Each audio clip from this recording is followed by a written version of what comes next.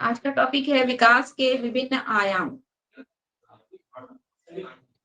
देखिए विकास के विभिन्न। Ma'am repeat. हाँ बोलिए। Ma'am repeat please topic. विकास के विभिन्न आयाम। डिस्टरबेंस हो रहा है, साउंड क्लियर नहीं जा रहा है। आ रहा है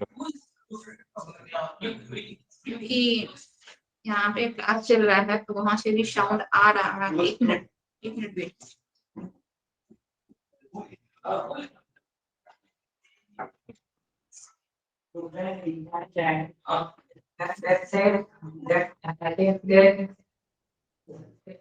That I can stay with him and everything and देखिए विकास के विभिन्न आयाम।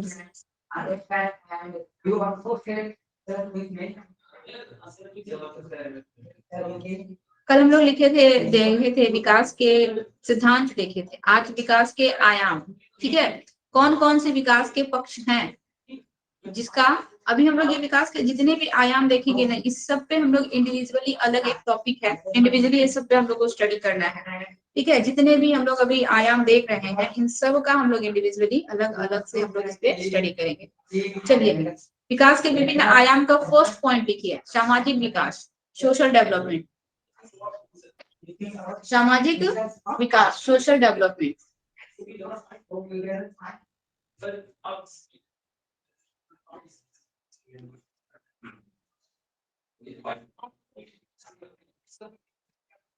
हो गया, लिखिए।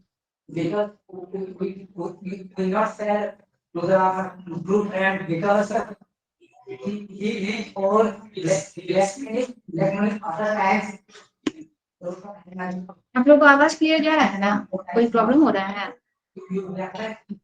उधर से कुछ कुछ आवाज आ रहा है मैम।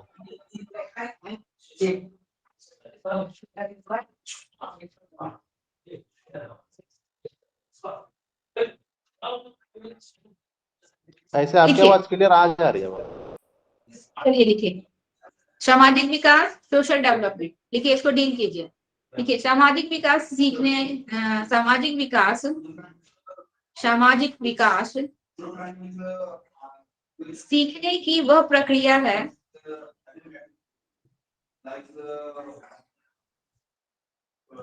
सामाजिक विकास सीखने की वह प्रक्रिया है सीखने की वह प्रक्रिया है जो समूह के स्तर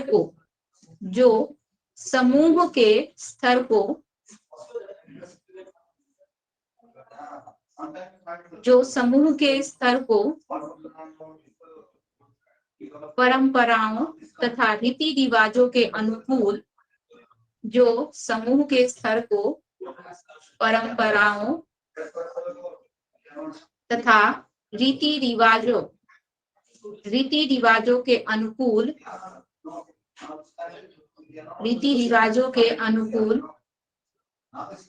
अपने और पारस्परिक सहयोग की भावना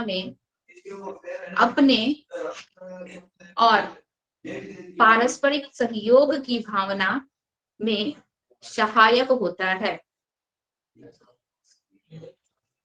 अपने और पारस्परिक सहयोग की भावना में सहायक होता है।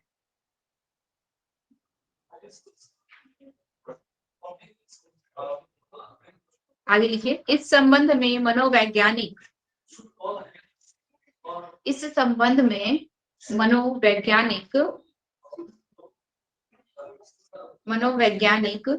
हर लॉक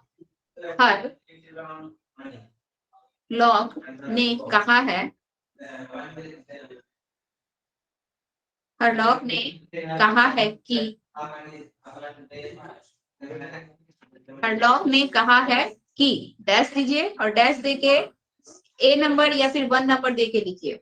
ठीक है, ए लिखिए चाहे 1 नंबर देके लिखिए, as you wish. Inverted comma में लिखिएगा। लिखिए, सामाजिकीकरण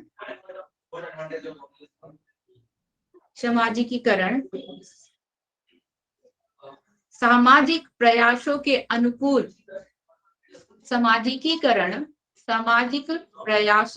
अनुकूल सामाजिक व्यवहारों के अनुकूल व्यवहार की क्षमता सीखने से होता है। सामाजिकीकरण सामाजिक प्रयासों के अनुकूल व्यवहार की क्षमता सीखने से होता है। व्यवहार की क्षमता सीखने से होता है। Inverted comma close.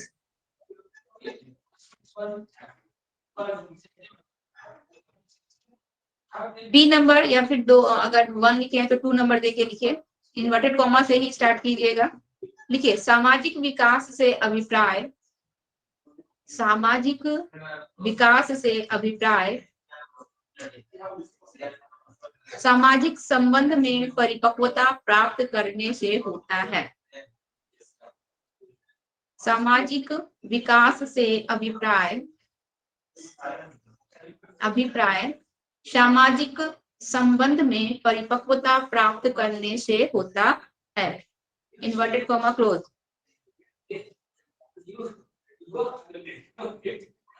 हो गया मैम? और एक बार रिपीट कीजिए। अर्चना जी, अच्छा रिपीट करते हैं। सेकंड नंबर बोल रहा है सामाजिक विकास से अभिप्राय सामाजिक संबंधों में परिपक्वता प्राप्त करने से होता है। सामाजिक विकास से अभिप्राय सामाजिक संबंध में परिपक्वता प्राप्त करने से होता है। Inverted comma close. चलिए सेकंड नंबर पॉइंट, विकास का आयाम का हम लोग फर्स्ट पॉइंट लिखे थे सामाजिक विकास। सेकंड हो जाएगा हम लोग का संवेगात्मक विकास, इमोशनल डेवलपमेंट। पॉइंट नंबर 2 संवेगात्मक विकास, इमोशनल डेवलपमेंट।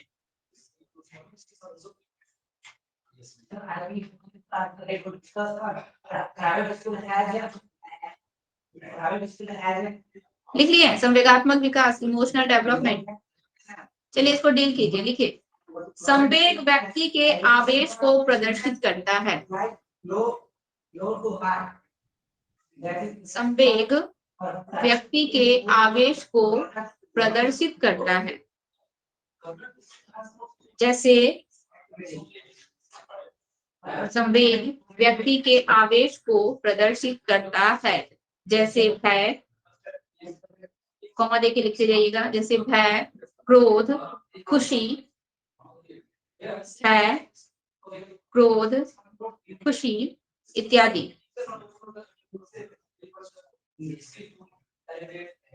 इत्यादि आगे लिखिए।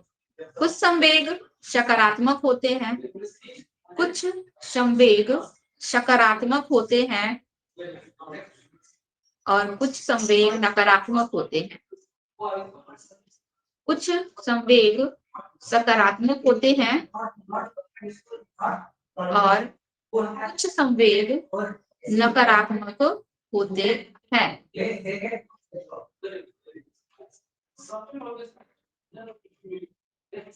आगे लिखिए इसी में सकारात्मक संवेग का उचित विकास, सकारात्मक संवेग का उचित विकास, उचित विकास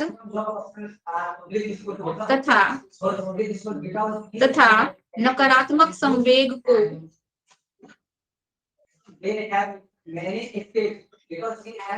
सकारात्मक संवेग का उचित विकास तथा नकारात्मक संवेग को यथासंभव कम करने का प्रयास करना चाहिए। नकारात्मक संवेग को यथासंभव कम करने का प्रयास करना चाहिए। ठीक है। थर्ड पॉइंट नैतिक विकास, मोरल डेवलपमेंट। थर्ड पॉइंट हो जाएगा हम लोग का नैतिक विकास, मोरल डेवलपमेंट।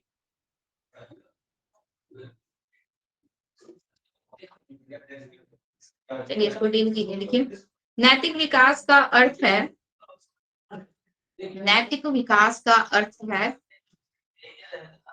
बच्चों में मूल्यों के नैतिकता नैतिक विकास का अर्थ है बच्चों में मूल्यों की नैतिकता, मूल्यों की नैतिकता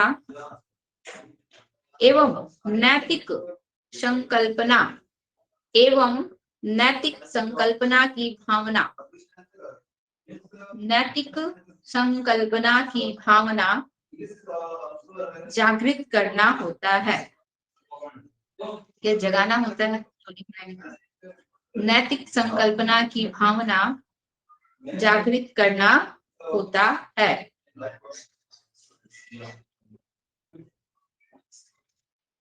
नैतिक संकल्पना की भावना जागृत करना होता है। देखिए, नैतिक संकल्पना के अंतर्गत, नैतिक संकल्पना के अंतर्गत ईमानदारी, नैतिक संकल्पना के अंतर्गत ईमानदारी, सत्यनिष्ठा, ईमानदारी, सत्यनिष्ठा,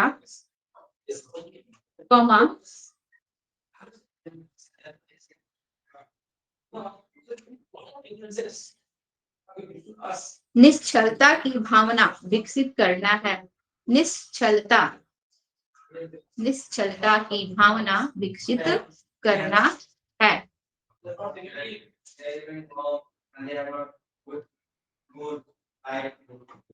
ठीक है।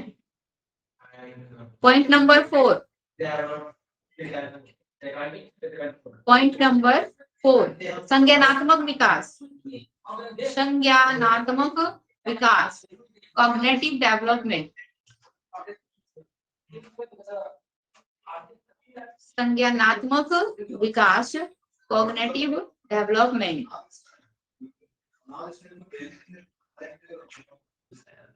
चलिए इसको देख लीजिए, लिखिए। संज्ञानात्मक विकास से तात्पर्य, संज्ञानात्मक विकास से तात्पर्य बालकों में किसी संवेदीय सूचनाओं को ग्रहण करना। संज्ञानात्मक विकास से तात्पर्य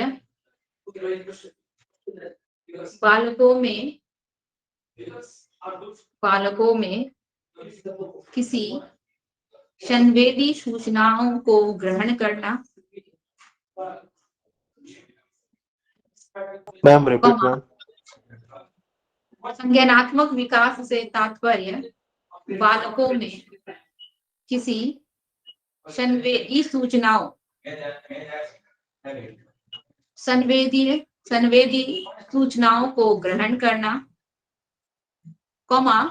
उस पर चिंतन करना, उस पर चिंतन करना तथा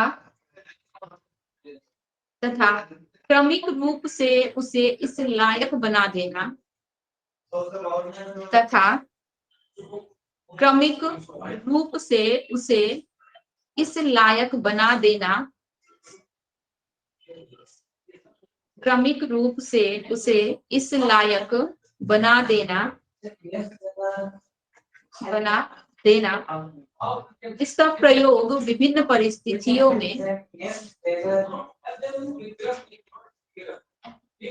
क्रमिक रूप से उसे इस लायक बना देना, जिसका प्रयोग विभिन्न परिस्थितियों में करके बालक समस्या का समाधान कर सके, जिसका प्रयोग विभिन्न परिस्थितियों में करके बालक समस्या का समाधान कर सके।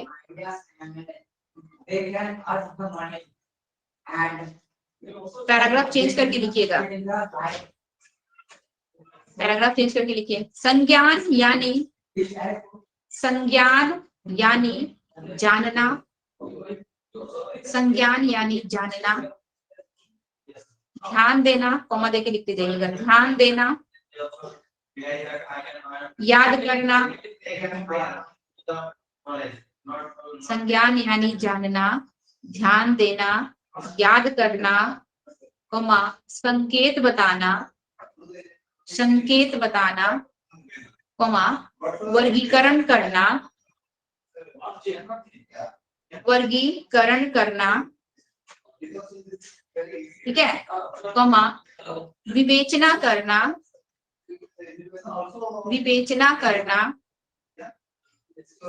कल्पना करना आदि, विवेचना करना, कल्पना करना आदि, ठीक है। नेक्स्ट पॉइंट, पॉइंट नंबर 5, मानसिक विकास। 5 नंबर, मानसिक विकास, मेंटल डेवलपमेंट, मेंटल डेवलपमेंट।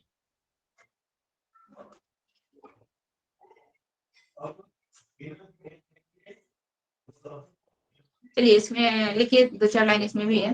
देखिए, मानसिक विकास से तात्पर्य, मानसिक विकास से तात्पर्य बालक में शरीर के साथ साथ, बालक में शरीर के साथ साथ मन अर्थात बुद्धि के विकास से है। शरीर के साथ साथ मन अर्थात बुद्धि के विकास से है।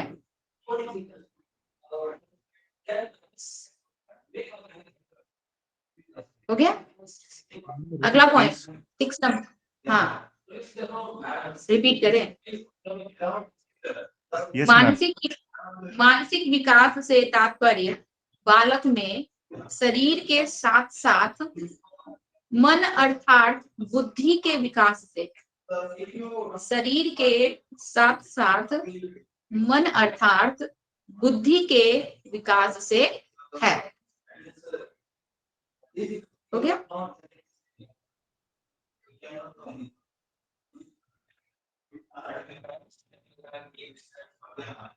अगला पॉइंट देखिए 6 नंबर, भाषात्मक विकास। 6 नंबर हो गया हम लोग का भाषात्मक विकास, लैंग्वेज डेवलपमेंट, लैंग्वेज डेवलपमेंट।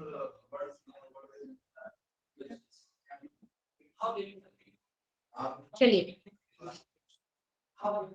लिखिए इसको, बालकों में एक निश्चित क्रम, लिखिए बालकों में एक निश्चित क्रम में, बालकों में एक निश्चित क्रम में भाषाई विकास होता है। बालकों में एक निश्चित क्रम में भाषाई विकास होता है। ठीक है। बालक अपने आयु के अनुसार, बालक अपने आयु के अनुसार, आयु के अनुसार विभिन्न प्रकार की ध्वनियां, बालक अपने आयु के अनुसार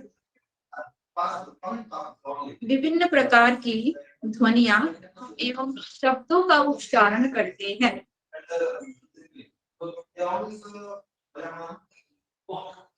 बालक अपने आयु के अनुसार विभिन्न प्रकार की ध्वनियां एवं शब्दों का उच्चारण करते हैं।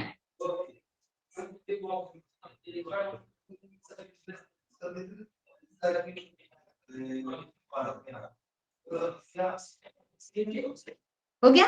चलिए अगला लिखिए, अगला पॉइंट 7 नंबर, शारीरिक विकास, फिजिकल डेवलपमेंट। शारीरिक विकास, फिजिकल डेवलपमेंट। ठीक है।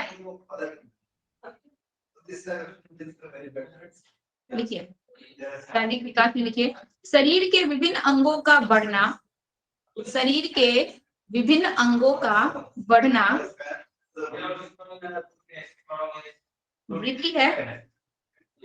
शरीर के विभिन्न अंगों का बढ़ना वृद्धि है, किंतु इन वृद्धियों का सम्मिलित रूप, शरीर के विभिन्न अंगों का बढ़ना वृद्धि है, किंतु इन वृत्तियों का सम्मिलित रूप,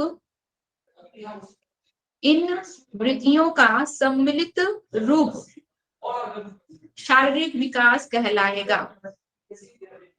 इन वृद्धियों का सम्मिलित रूप शारीरिक विकास कहलाएगा। ठीक है, आगे लिखिएगा इसी में। इसके अंतर्गत कार्य क्षमता, इसके अंतर्गत कार्य क्षमता और कार्य कुशलता का बढ़ना, इसके अंतर्गत कार्य क्षमता और कार्य कुशलता का बढ़ना तथा गतिविधियों पर नियंत्रण होना, तथा गतिविधियों पर नियंत्रण होना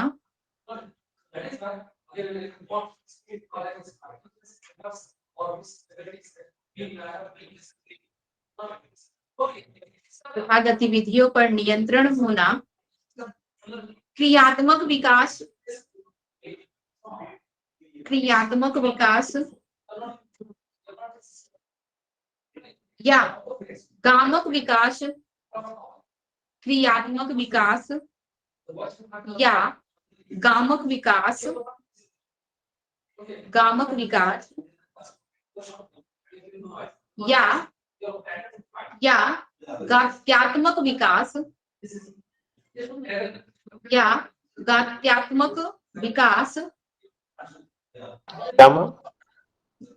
पहला क्रियात्मक विकास या गामक विकास या गात्यात्मक, गा आदत या फिर आदत मक, गात्यात्मक विकास, गात्यात्मक विकास या पेशीय विकास, गात्यात्मक विकास या पेशीय विकास।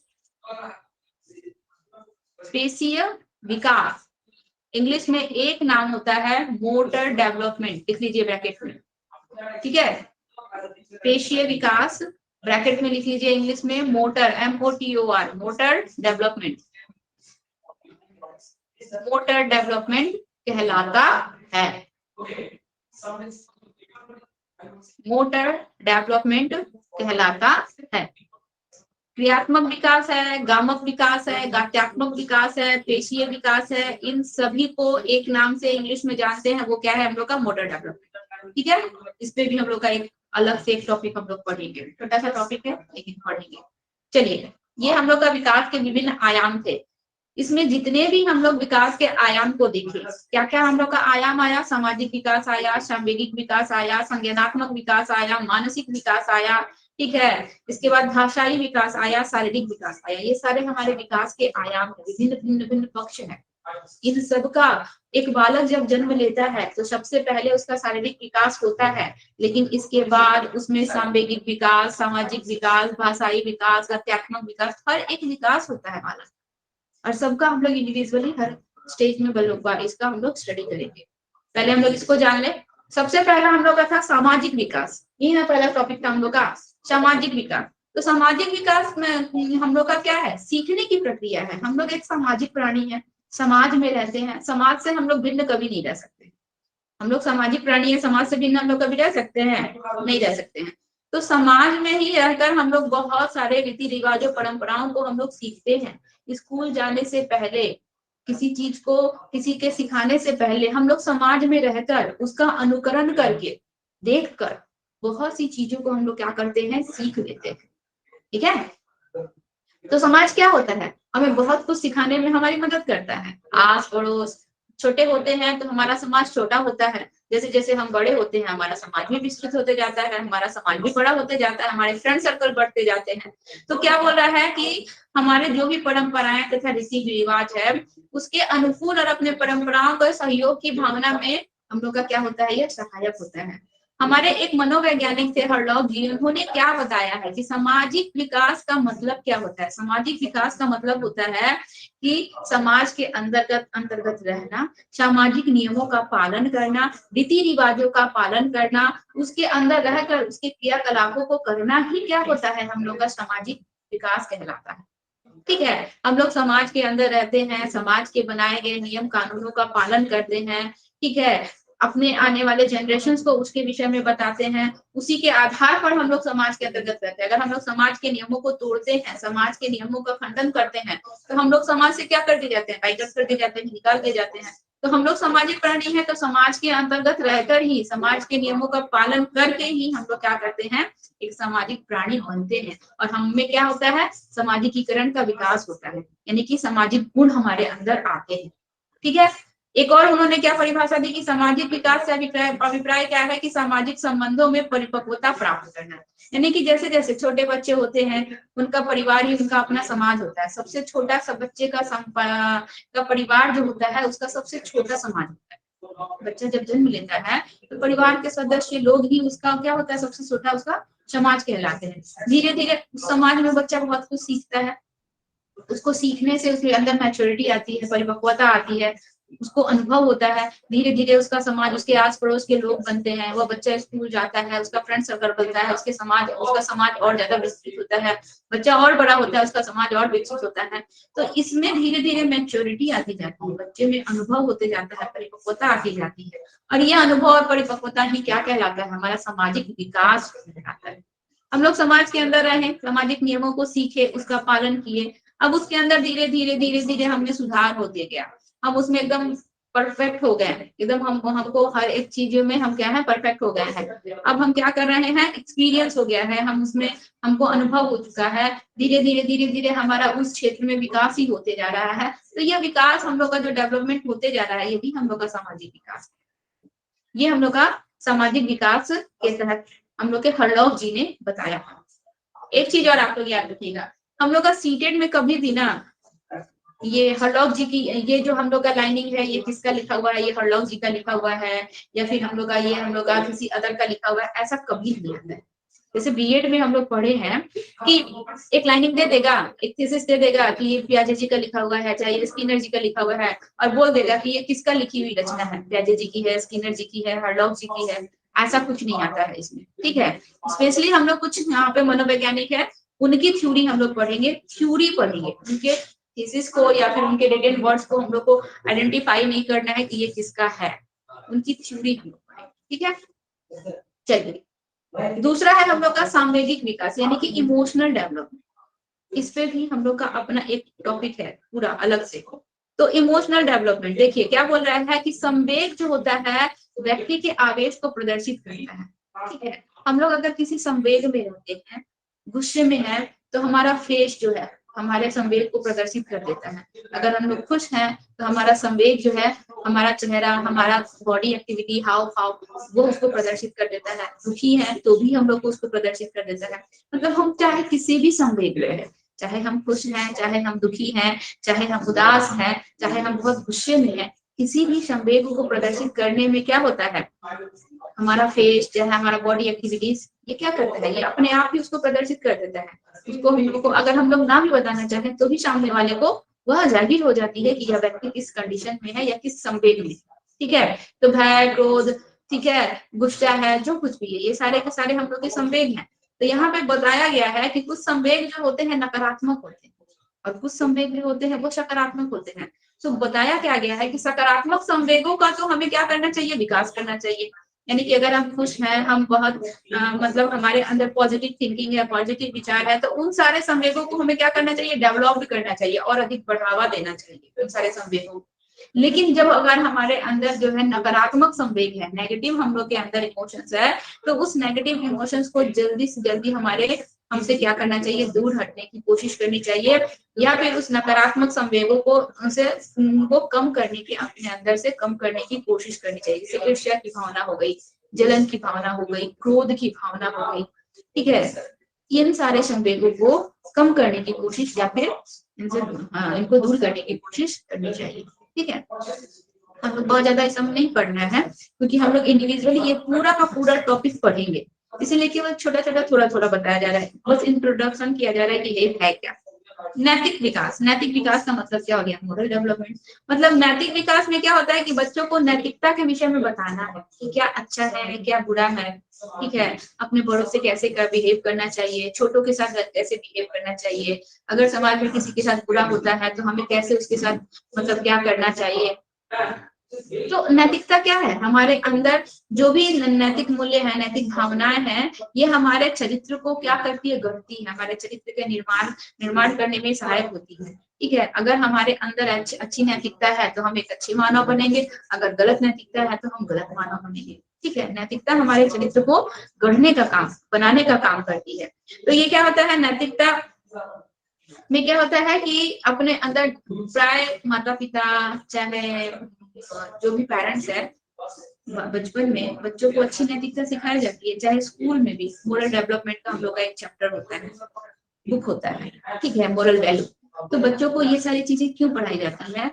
क्योंकि उस जो फर्स्ट स्टेज होता है ना बच्चों का, वो हम लोग का नैतिकता का फर्स्ट हम लोग का चरण होता है। बच्चे फर्स्ट जो है स्टेप रखते हैं, कदम रखते हैं मोरल डेवलपमेंट सीखने में। तो बच्चों को ये सारी छोटी छोटी चीजें बताकर उनके अंदर ईमानदारी हो गया, ठीक है, सच्चाई हो गया, ईमानदारी हो गया, सत्यनिष्ठा हो गया, झूठ नहीं बोलना है, बड़ों का आदर करना है, ऐसी चीजें बच्चों को कहानी के माध्यम से, स्टोरीज के माध्यम से, इन सब के माध्यम से बच्चों को ये सारी चीजें बताई जाती है, ताकि बच्चे, क्योंकि इस स्टेज में हम लोग कहते हैं ना, एक हम लोग का अपना खुद का कहावत होता है कि बच्चे क्या होते हैं, मतलब कच्ची मिट्टी के समान होते हैं। हम उसको जैसा आचरण देंगे, हम उसको जैसी बातें बताएंगे, बच्चे यहाँ पे वो ग्रहण करेंगे, और यह यहाँ पर सिखाई गई जो चीजें होती है वो उसके जीवन प्रयत्न चलती है। यही नैतिकता उसका जीवन प्रयत्न उसके साथ रहेगा।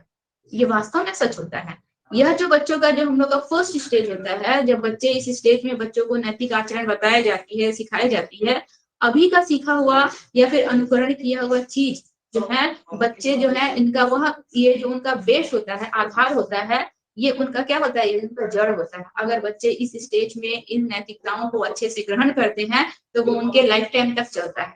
अगर इस स्टेज में बच्चे गलत नैतिकताओं को ग्रहण करते हैं तो वो उनका लाइफ टाइम तक चलता है। जिस प्रकार की नैतिकता बच्चे ग्रहण करेंगे इस स्टेज में, बच्चों का वो उनके जीवन प्रयत्न चलने वाली प्रक्रिया होती है। ठीक है, तो ये था हम लोग का नैतिक विकास। इसके बाद आगे हम लोग का संज्ञानात्मक विकास, कोग्निटिव डेवलपमेंट। प्याजे जी पर हम लोग इसकी एक पूरी थ्योरी पढ़ेंगे। ठीक है, प्याजे जी और उनके एक शिष्य है वाइगोस्की जी, दोनों जी के ऊपर देखिए संज्ञानात्मक विकास का तात्पर्य क्या होता है? संज्ञान का मतलब क्या होता है पता है? Sensory, sense. हम लोग के सेंस ऑर्गन्स होते हैं आंख, नाक, कान, जीभ, त्वचा। छोटे बच्चे जो होते हैं जब मूक होते हैं, उनके पास भाषाई ज्ञान नहीं होता है, तो बच्चे अपने सेंस ऑर्गन से ही क्या करते हैं? आसपास के एनवायरमेंटल से जो कुछ भी इंफॉर्मेशन है उन इंफॉर्मेशन को कलेक्ट करते हैं। ठीक है, आंख से देख कर, कानों से सुनकर, कुछ अगर गर्म हुआ, गर्म फील है, मच्छर काट दिया, चाहे कुछ भी हुआ, स्किन के थ्रू क्या करते हैं? फील करके। या फिर आप लोग को कल भी एक चीज बताए थे कि बच्चे जो भी चीज पहले जो जज करते हैं या फिर उसको जानने की कोशिश करते हैं तो उसको उठाकर कहाँ डालते हैं? मुंह में डालते हैं। तो टेस्ट के थ्रू, इन सब के थ्रू, ये बच्चे का क्या है? सेंस ऑर्गन है। संज्ञान का मतलब क्या होता है? संज्ञान का मतलब क्या है? अपने संज्ञानात्मक ऑर्गन, अपने सेंस ऑर्गन के थ्रू अपने एनवायरमेंट से सारे के सारे इंफॉर्मेशन को कलेक्ट करना। ठीक है, इंफॉर्मेशन को कलेक्ट करना, माइंड में स्टोर करना, उसके ऊपर सोचना, विचारना, जानना कि ये है क्या। सपोज दैट बच्चा जो है फर्स्ट टाइम जो है अपने बाहर निकला, फर्स्ट टाइम बच्चे ने बिल्ली को देखा या कुत्ते को देखा, किसी एक एनिमल्स को देखा, बच्चा क्या किया? उसको अपने माइंड में पहले तो आंखों से उसने उसको देखा, उसका पिक्चर्स अपने माइंड में स्टोर कर लिया। वो है क्या? उसको क्या कहते हैं? उसको डॉगी कहते हैं। डॉगी कैसे बोलता है? डॉगी भौं भौं करता है। डॉगी के 4 पैर होते हैं, एक पूंछ होते हैं। नेक्स्ट टाइम क्या करेगा? वो बच्चे को, डॉगी को आराम से पहचान लेगा। लेकिन डॉगी के साथ उसको एक बिल्ली भी दिख जाए तो बच्चे का संज्ञान क्या होता है? वहां पे थोड़ा सा उसको कंफ्यूजन हो जाता है कि ये भी तो उसी की तरह दिखता है। लेकिन उन दोनों के बीच में उसको डिफरेंस बहुत जल्दी समझ में आ जाएगा कि ये हाइट में बड़ा है, ये हाइट में छोटा है, ये भौं भौं करता है, ये म्याऊं म्याऊं करती है। तो बच्चा ये सब चीजों को कहाँ समझता है, कहाँ इसको स्टोर करता है? अपने माइंड में। पहले सेंस ऑर्गन के थ्रू ये सारे इंफॉर्मेशन को कलेक्ट करता है, कलेक्ट करके माइंड में स्टोर करता है। माइंड में स्टोर करने के बाद क्या करता है? उसको अलग अलग डिवाइड करता है कि अच्छा ये डॉगी है, इसको अलग ग्रुप में, ये कैट है, ये अलग ग्रुप में, ये मम्मी है, ये अलग ग्रुप में। सबका अपना अपना समझ बनाता है। संज्ञान का मतलब ही होता है समझ का निर्माण करना।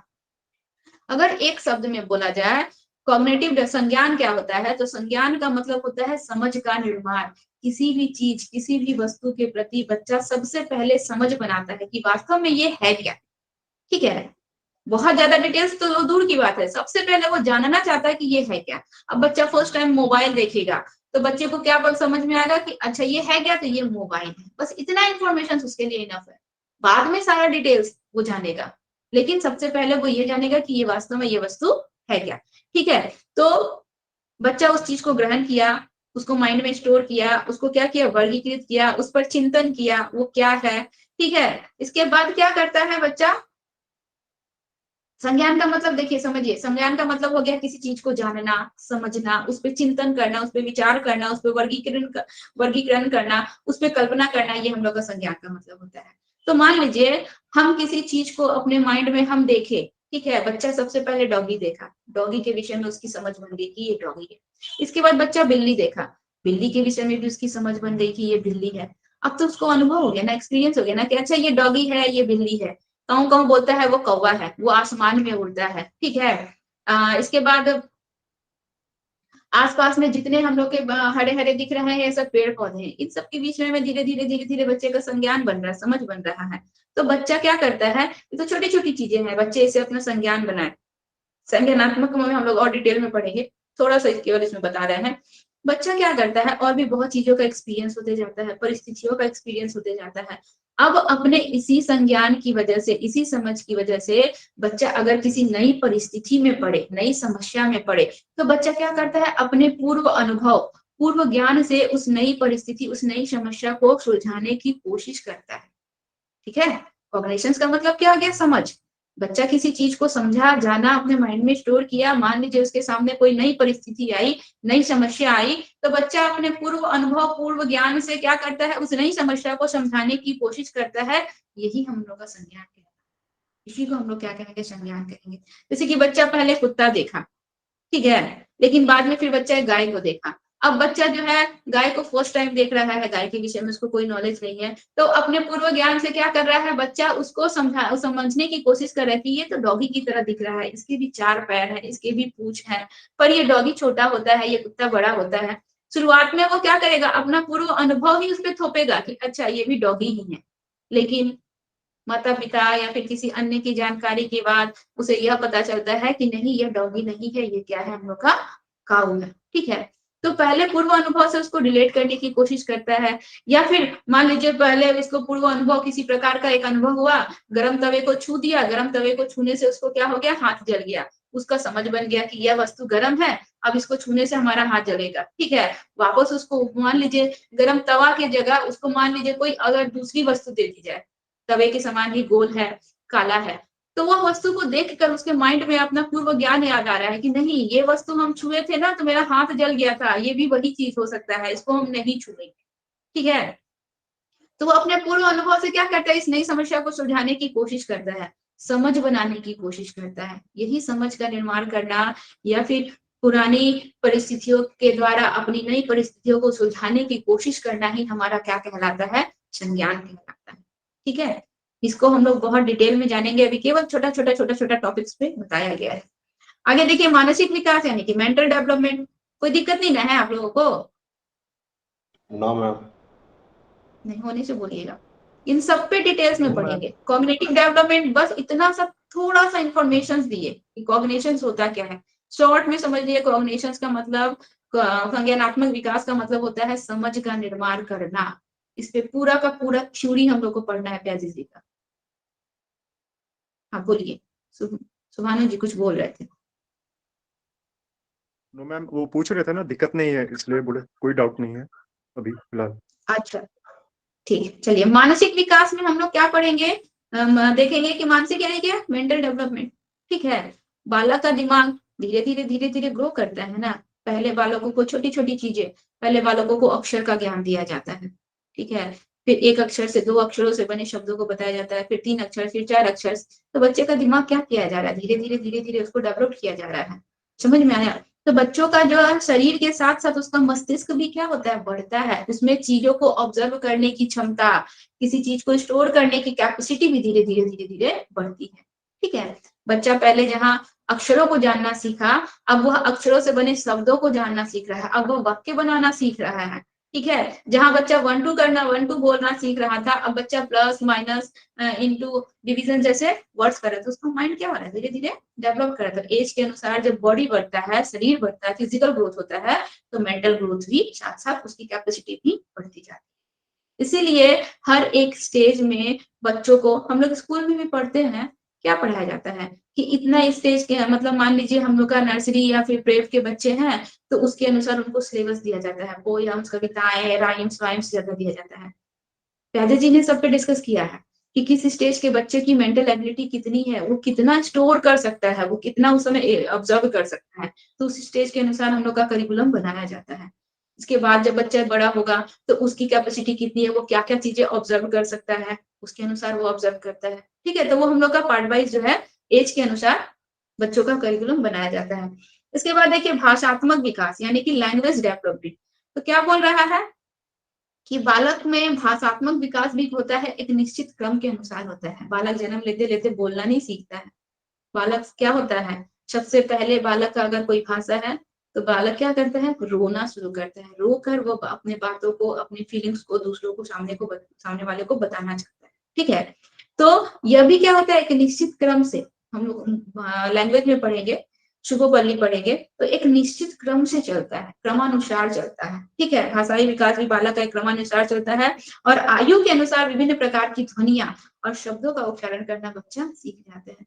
छोटा बच्चे को कोई डिफिकल्ट वर्ड दे दीजिए, उस बच्चे को बोलने नहीं आएगा, वो लड़खड़ा जाता है, उसके जीभ लड़खड़ा जाता है। लेकिन वही बड़ा बच्चा बड़ा होने पर, एज के अनुसार होने पर, उस शब्द को वो अच्छे से बोल लेता है, फ्रेंडली बोल लेता है। तो वो एज के अनुसार हम लोग का डिपेंड करता है।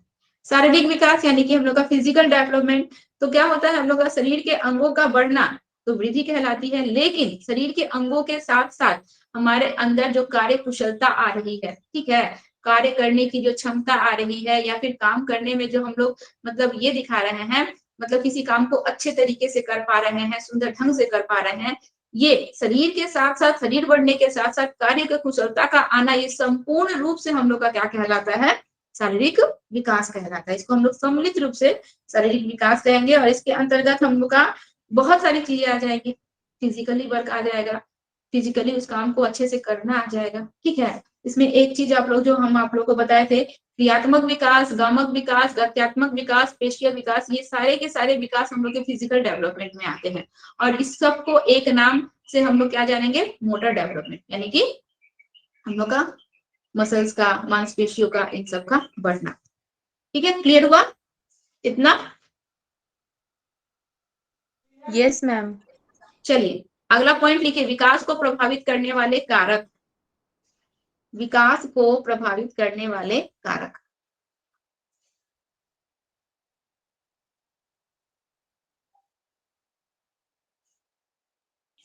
विकास को प्रभावित करने, दो पेन रखिए, एक ब्लैक पेन, एक ब्लू पेन। हेडिंग दीजिए ब्लैक पेन से, ब्लू पेन से लिखा कीजिए। देखिए, विकास को प्रभावित करने वाले कारक, नंबर 1 वंशानुक्रम। नंबर 1 वंशानुक्रम, बगल में इंग्लिश लिखते जाइए, हेरिडिटी।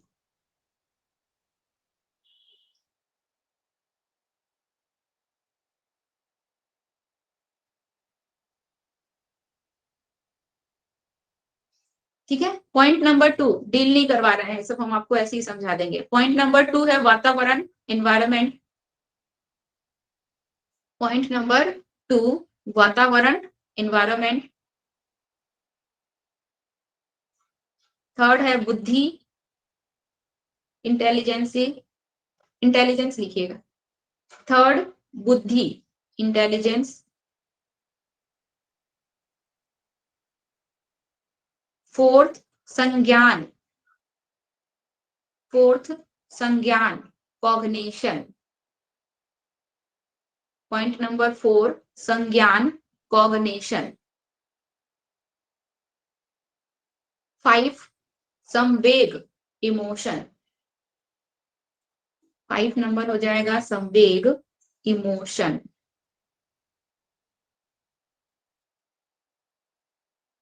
ठीक है, 6 लिंग, जेंडर।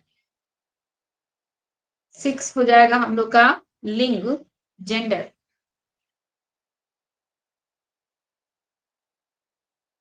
ठीक है। 7 नंबर लिखिए, जन्म क्रम, जन्म क्रम, बर्थ क्रोनोलॉजी, जन्म, जन्म क्रम, बर्थ क्रोनोलॉजी।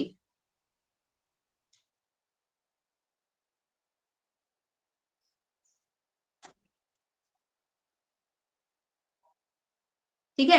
8 नंबर लिखिए, भयंकर रोग एवं चोट, भयंकर रोग एवं चोट।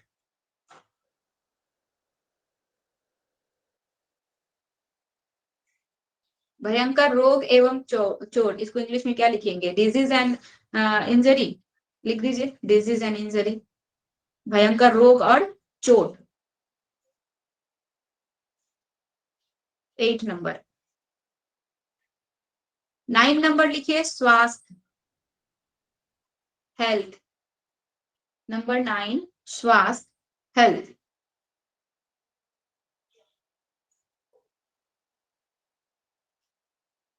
नंबर 10 लिखिए, प्रजाति, ट्राइब्स, नंबर 10 प्रजाति, ट्राइब्स। नंबर 11 लिखिए, माता पिता की शिक्षा, नंबर 11 माता पिता की शिक्षा, पेरेंट्स एजुकेशन, माता पिता की शिक्षा, पेरेंट्स एजुकेशन। नंबर 12 लिखिए, अध्यापक, टीचर,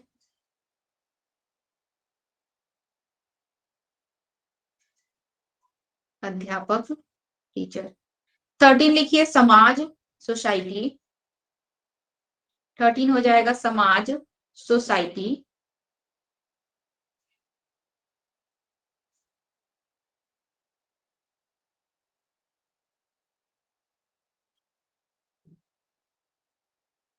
ठीक है। 14 लिखिए, बालक की शिक्षा, बालक की शिक्षा, चिल्ड्रंस एजुकेशन, स्ट्रॉफी एस लगा दीजिएगा, चिल्ड्रंस एजुकेशन। समाज, बालक की शिक्षा, और लास्ट पॉइंट लिखिए 15 नंबर, परिवार की सामाजिक और आर्थिक स्थिति,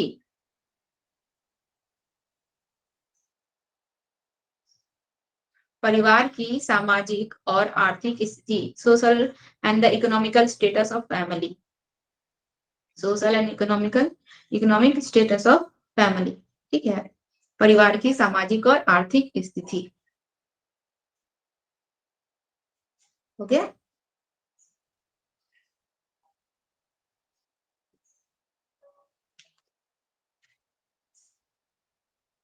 लिखिए सब कोई। Yes ma'am. Yes ma'am. चलिए, विकास को प्रभावित करने वाले कारक, ये हमारे विकास को इफेक्ट पहुंचाने वाले कारक हैं। ये सारे कारण जो है, बालक का जो डेवलपमेंट हो रहा है, विकास हो रहा है, जिस क्रम में हो रहा है, जिस गति से हो रहा है, उसमें बाधा भी डाल सकते हैं। ये हमारे ऐसे कारक हैं। ठीक है। कैसे? ये सारे कारक, ये सारे फैक्टर्स कैसे विकास को बाधा पहुंचा सकते हैं? सबसे पहले बोल रहा है वंशक्रम। ठीक है, यानी कि हेरिडिटी। हेरिडिटी बालक के विकास में बाधा का कारण कैसे बन सकती है? बालक का जो डेवलपमेंट हो रहा है तो नेचुरल है, हेरिडिटी कैसे विकास में बाधा डालेगी? देखिए, हेरिडिटी जो है बालक के विकास को प्रभावित कर सकती है। कैसे? मान लीजिए बालक जो है वंशानुक्रम से, हेरिडिटी से, अपने माता पिता से डीएनए के द्वारा जो भी गुण लाता है, जो भी हम लोग का एक्वायर करके लाता है, अगर माता पिता मंद बुद्धि के हैं तो हेरिडिटी के अनुसार बच्चे को भी तो वही गुण मिलेगा, इससे बच्चे का विकास प्रभावित होगा, होगा ना। वंशानुक्रम जो है, मान लीजिए सपोज डेट हम लोग के बहुत सारे ऐसे डिजीज भी होते हैं जो हम लोग के क्या होते हैं, जनरेशन टू जनरेशन जो ट्रांसफर होते रहते हैं। बहुत सारे डिजीज है जो हम लोग का क्या होता है कि वो ट्रांसफर होते रहता है, तो वह भी हम लोग के वंशानुक्रम के द्वारा ही बच्चे में आ रहा है। वह भी बच्चे के विकास को क्या कर रहा है? बाधा पहुंचा रहा है, बच्चे के विकास में बाधा का काम कर रहा है। या फिर कोई अदर कारण भी हो सकता है। मान लीजिए बालक जो है, पिता जो है वह मंद बुद्धि का है और माता जो है वह जो है हम लोग की मीडियम बुद्धि की है। मान लीजिए हम लोग का मीडियम एवरेज उनका माइंड है, तो दोनों का ही अगर हम लोग का यहाँ पे दोनों के द्वारा जिस बच्चे का जन्म हुआ, जो बच्चा हम लोग का जन्मा, उन दोनों के डीएनए के द्वारा ही उसमें जो गुण आए वो आए। तो देखा जाए तो पिता जो है वह मंदबुद्धि का है, ठीक है, और माता भी जो है वो बहुत अच्छे शार्प माइंड की नहीं है, तो बच्चा भी लगभग उसी बुद्धि का होगा। ऐसा तो नहीं होगा कि बच्चा बहुत तेज तर्रार हो जाएगा, डीएनए तो उन्हीं माता पिता के द्वारा ना आया है। तो इससे बच्चा क्या हो रहा है, इफेक्टेड हो रहा है, प्रभावित हो रहा है। तो हेरिडिटी जो है बच्चे के विकास को, डेवलपमेंट को प्रभावित करने का एक बहुत बड़ा कारण बनती है, ठीक है। वातावरण हम लोग का जो सेकंड पॉइंट है, वातावरण भी बहुत बहुत बड़ा कारण बनता है। अगर बच्चा का मान लीजिए उसको सही इन्वायरमेंट नहीं मिला, सही उसको माहौल नहीं मिला, तो बच्चा सही अगर माहौल नहीं मिला तो बच्चा का जो है डेवलपमेंट जो है अवरुद्ध हो जाएगा। मान लीजिए कोई अच्छा ही बच्चा है, आप लोग देखिएगा बहुत से ऐसे फैमिलीज के बच्चे होते हैं, अच्छे अच्छे बच्चे होते हैं, बचपन में ही चोरी कर लिए जाते हैं, चाहे उनको चुरा लिया जाता है, अच्छे स्वास्थ्य अधिकारियों के द्वारा उनको गोद में लेके भीख मांगा जाता है, तो वो क्या है, अच्छे फैमिली से बिलोंग करते हैं, अच्छे घर के बच्चे हैं, लेकिन उनको क्या मिल रहा है, वैसा इन्वायरमेंट नहीं मिल रहा है, उनको ऐसा माहौल नहीं मिल रहा है, उनको ऐसे बच्चों के बीच रखा जा रहा है, उनको गलत गलत चीजें सिखाई जा रही हैं, गलत गलत बातें सिखाई जा रही हैं। तो इससे बच्चे का विकास क्या हो रहा है, प्रभावित हो रहा है। बच्चा को जैसा इन्वायरमेंट मिलना चाहिए था, बच्चा जिस फैमिली से बिलोंग करता था उसको वैसी फैमिली नहीं मिली, उसको वैसा इन्वायरमेंट नहीं मिला, जिसकी वजह से बच्चा का क्या हो रहा है, हम लोग का विकास प्रभावित हो रहा है। जिस दिशा में उसका विकास मूव करना चाहिए था उस दिशा में उसका विकास मूव नहीं किया, बच्चा जो है गलत राह पर चला गया। तो यह जो है बच्चे का इन्वायरमेंट भी जो है बहुत बड़ा रीजन बनता है बालकों के विकास को प्रभावित करने में, बालकों का डेवलपमेंट करने में। थर्ड पॉइंट है हम लोग का बुद्धि। मैम एक क्वेश्चन है। हाँ बोलिए। मैम आप बोली कि अगर पेरेंट्स शार्प माइंड के नहीं होंगे तो बच्चे भी वैसे ही हो जाते हैं एवरेज, तो मैम किसी रिक्शा वाले का बच्चा आईपीएस ऑफिसर कैसे बन जाता है? ये भी बताएंगे। आप पहले म्यूट कीजिए।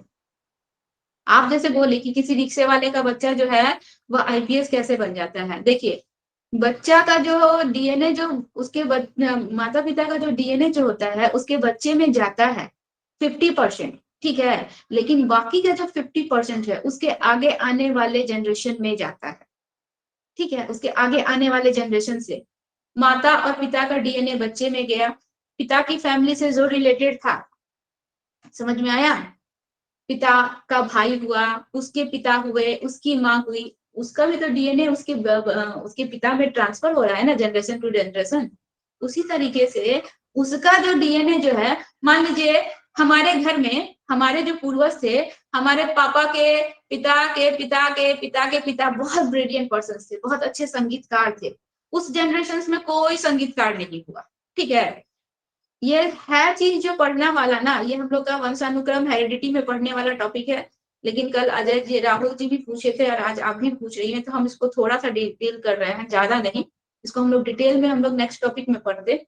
तो हम लोग का क्या होता है ना, हम लोगों में जो डीएनए होता है वो दो लोगों के बीच, मेल एंड फीमेल के बीच जो क्रॉस फर्टिलाइज किया जाता है, तो उसमें जिसका पावर ज्यादा होता है वो जो है बच्चे के अंदर उसका गुण दिखता है, और जिसका जो है पावर कम होता है ना, वो क्या हो जाता है, वो हम लोग का लक्षण जो है बच्चे के अंदर वो दब जाता है, खत्म नहीं होता है कभी भी, वो दबा रहता है, ठीक है। और वो दबा रहेगा और वो क्या होगा, नेक्स्ट जनरेशन से नेक्स्ट जनरेशन, उसके बाद वो जनरेशन टू जनरेशन क्या होता है, ट्रांसफर होते रहता है, वो खत्म कभी नहीं होता है, वो ट्रांसफर होते रहेगा। लेकिन जब उसका पावर जो होता है सेकंड वाले पावर से फिर से ज्यादा हो गया, तो वो अपना लक्षण या अपना गुण जो है दिखा देता है, ठीक है। तो मान लीजिए एक रिक्शा वाला है, वो मंदबुद्धि का है, कमजोर है, ठीक है, उसका माइंड उतना शार्प नहीं है, लेकिन उसका बच्चा क्या निकल गया, एक आईएएस ऑफिसर निकल गया। मान लीजिए रिक्शा वाला का पेरेंट्स, उसके पेरेंट्स किसी ना किसी जनरेशन में कोई शार्प माइंड होगा, उसका जो डीएनए जो था वो धीरे धीरे ट्रांसफर होते होते रिक्शा वाला में आया, रिक्शा वाले से वो डीएनए जो है बेटे में आया, ठीक है। और इस समय जो है वह जो डीएनए जो कि उस समय जो कमजोर था, वो जो दबा रह गया था, अब इस समय वो डीएनए जो है ज्यादा पावरफुल हो गया और उसका जो लक्षण है इस बेटे में जो है ज्यादा अच्छे से उभर कर आ गया, तो उसके लक्षण उस बेटे में दिखने लगा, ठीक है। जैसे कि हमारे घर में कोई म्यूजिशियंस नहीं था इतने सारे जनरेशन के बीच, लेकिन हमारे पूर्वज थे जो बहुत अच्छे म्यूजिशियंस थे, तो वह गुण जो है, वह लक्षण जो है मेरे अंदर आ गया, ठीक है। हमारे टाइम पे वह जो है पावर में आ गया और वही गुण जो है मेरे अंदर ज्यादा लक्षित होने लगा और हम भी एक अच्छे सिंगर बन गए। तो कोई बोलेगा ना कि अरे इसके पापा तो कभी गाना ही नहीं गाए हैं, इसकी मम्मी कभी गाना गाते हुए देखे नहीं, इसकी जनरेशन में हम कभी किसी को देखे नहीं, लेकिन मेरे जनरेशन में कोई तो था जिसमें वो गुण था, जो वो गुण मेरे अंदर आज ट्रांसफर हुआ। ठीक है। तो ये जो है ना हम लोग में गुण, ये गुण जो है कभी भी खत्म नहीं होता है, ये जनरेशन टू जनरेशन क्या होता है, ट्रांसफर होते जाता है। और जब ज्यादा पावरफुल हो जाएगा, मान लीजिए उसके सामने वाला जो लक्षण है, गुण है, वो कमजोर है और ये ज्यादा पावरफुल है, तो ये अपना गुण जो है वहां पे दिखा दे। समझ में आया? तो यहाँ पे हम लोग उतना डिटेल में इसको नहीं जानेंगे, ये अलग टॉपिक है। हम कल भी बताए थे कि मेंडल जी का थ्योरी हम लोग पढ़ेंगे, हम आप लोग को वो सारा डिटेल बताएंगे अलग से। समझ में आया? Yes ma'am. आप निधि जी बोल रही है ना? Yes ma'am. अच्छा, आप अपना ही नाम लिखिए ना। कर देंगे मैम। चलिए, तो वंशानुक्रम भी हम लोग का प्रभावित होता है। और कभी कभी ऐसा होता है, देखिएगा, कि माता पिता बहुत तेज चला रहे हैं और बच्चा हो गया मेंटल, होता है, देखिए ना। माता पिता बहुत ब्रिलियंट है, एक आईएएस है तो कोई डॉक्टर है, लेकिन बेटा जो है उस लायक नहीं निकला, या फिर बच्चा जो है, उसकी संतान जो है वो कमजोर हो गई। क्यों हो गई? रीजन यही होता है कि उसके जनरेशन में कोई ना कोई ऐसा होगा, मंद बुद्धि होगा। ठीक है। जो कि जैसे कि हमारे जनरेशन में आप लोगों को बता रहे हैं, हमारे दादाजी जो थे बहुत शार्प माइंडेड थे, बहुत तेज दिमाग वाले थे। ठीक है। बहुत ही ज्यादा शार्प माइंडेड थे। लेकिन हमारे जो अंकल हैं वो थोड़े मंद बुद्धि के हैं। ठीक है। लेकिन उनका दोनों बच्चा एकदम शार्प माइंडेड, दोनों का दोनों एयरफोर्स में गया, एकदम शार्प माइंडेड। तो हम लोग सभी कोई बोलता है कि इसके फादर तो इतने दिमाग वाले थे नहीं, तो मंद बुद्धि है, तो बच्चा लोग इतना तेज कैसे हो गया? तो बच्चा किस पे गया, किसका डीएनए लिया? बच्चा अपने दादा का डीएनए लिया। वो जो दादा का डीएनए था वो पिता में ट्रांसफर नहीं हुआ, लेकिन पिता में जो था, जो रखा, जो संचित था, वो किस में जाके ट्रांसफर हो गया? वो उनके बच्चों में जाके ट्रांसफर हो गया। ठीक है। जिसकी वजह से बच्चे क्या हो गए, शार्प माइंडेड हो गए। तो ये ऐसा जो होता है, ये ट्रांसफर वाला सिस्टम जो है जनरेशन टू जनरेशन ट्रांसफर होते रहता है, कभी भी खत्म नहीं होता है। इस चीज को हम लोग आगे डिटेल में पढ़ेंगे, उसको छोड़ दीजिए।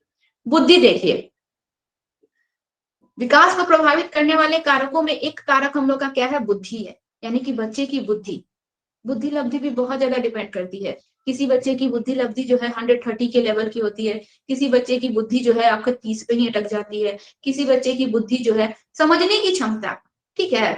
आप अगर किसी बच्चे की बुद्धि जो है कम है, कमजोर है, हम उसको लाख कोशिश करें, मान लीजिए कोई बच्चा जो है हमारा जो है एवरेज उसका बुद्धि लब्धि 70% ही है, 70 ही है, और हम उसको लाख कोशिश करके इंजीनियरिंग वाला पढ़ाई करवाना चाहे, तो हम लाख कोशिश करके भी उसको करवा पाएंगे? उसकी क्षमता ही नहीं है, माइंड में उसको स्टोर करने की, किसी चीज को उतना ज्यादा जमा करने की या फिर समझने की उसकी क्षमता ही नहीं है। तो बच्चा कहाँ से डॉक्टर या इंजीनियर बन पाएगा? उसकी जितनी क्षमता है, जितनी कैपेसिटी है, उतना ही ना वो अपने अंदर ऑब्जर्व कर पाएगा, उतना ही ना वो चीजों को ग्रहण कर पाएगा। ठीक है। अब किसी छोटे से बच्चे को हम खाना ठूस ठूस के खिलाए जा रहे हैं, उसके पेट में जितना जगह रहेगा वो उतना ही ना खा पाएगा, ज्यादा तो नहीं खा पाएगा, वो अपनी कैपेसिटी के अनुसार ही उन चीजों को ले पाएगा। तो यहाँ पे बुद्धि भी हम लोग का क्या करता है, बच्चे के विकास को प्रभावित करता है। संज्ञान यानी कि कॉग्निशन, हम लोग का समझ, किसी चीज को समझने की क्षमता, ये भी हम लोग का अगर कुछ हद तक देखा जाए तो बुद्धि पे डिपेंड करता है। आप लोग यहाँ पे इतने सारे लोग हैं, कोई किसी चीज को, हमारे बताए हुए चीज को किसी अलग तरीके से समझ रहा है, कोई किसी दूसरे तरीके से समझ रहा है, सबका अलग अलग समझने की क्षमता होती है, सब अलग अलग तरीके से अपना समझ बना रहे हैं, समझ का निर्माण कर रहे हैं कि कॉग्निशंस क्या होता है, वंशानुक्रम क्या होता है, बुद्धि क्या होता है, संवेग क्या होता है, सब अपना अलग अलग तरीके से इस चीज को जानने और समझने की कोशिश कर रहे हैं। तो सबके समझने की, जानने की क्षमता क्या होती है, अलग अलग होती है।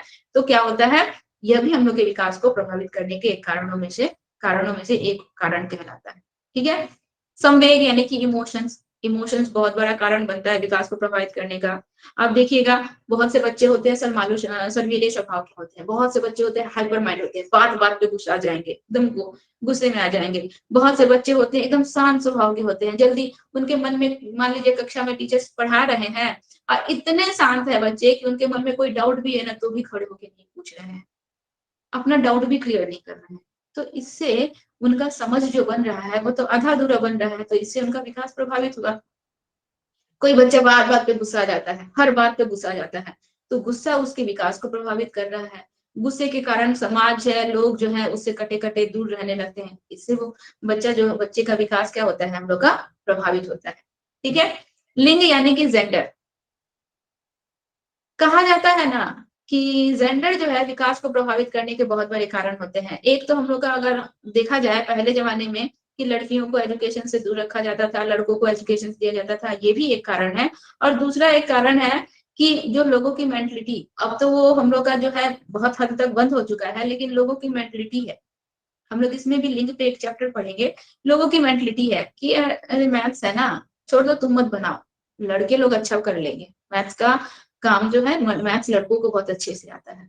तो ये जो लिंग जो है ना, जेंडर जो है, यह भी विकास को प्रभावित करती है कहीं ना कहीं।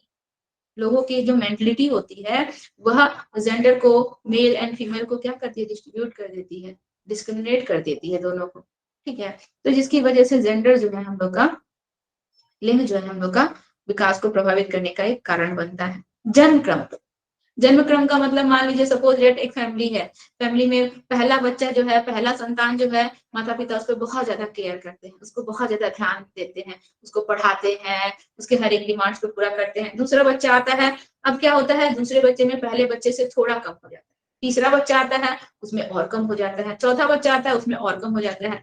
तो मतलब जन्म क्रम यानी कि यहाँ पे कहने का ये मतलब है कि पहली संतान के मतलब जनरेशन्स में अगर देखा जाए कि अगर फैमिली बहुत बड़ी होती है तो आखिरी जो संतान होती है, जो सबसे छोटी संतान होती है, या फिर पहले के बाद दूसरी या तीसरी जो भी आती है, वो लोग जो होते हैं उन लोग का विकास क्या होता है, पहले की तुलना प्रभावित हो जाता है। उनका उतना ज्यादा केयर नहीं होता है, उनका उतना ज्यादा अच्छे से देखभाल नहीं होता है, उन पर उतना विशेष रूप से ध्यान नहीं दिया जाता है, हर एक चीजों को, टॉपिक्स को बताया नहीं जाता है।